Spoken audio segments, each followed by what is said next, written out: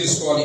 ఇక తర్వాత 14వది అల్లాహ్ కసం, అల్లాహ్పై నేను ప్రమాణం చేస్తున్నాను, ఫలానా వాడు నరకానికి వెళ్ళిపోతాడు, అల్లాహ్ ఫలానా వాడిని నరకాన్ని వేస్తాడు. ఈ మాట ఎంత ప్రమాదకరమైందంటే, ఇది బనీ ఇశ్రాయేల్ రివాయత్లో వస్తుంది.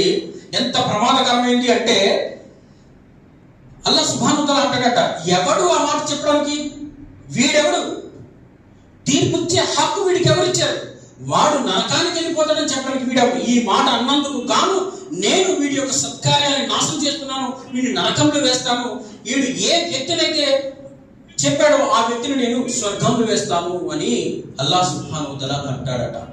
కాబట్టి సోదరులారా, నామకహ ఊరికినే కూడా మనం ఎవరు రే నరకానికి పోతారా అని అనకూడదు.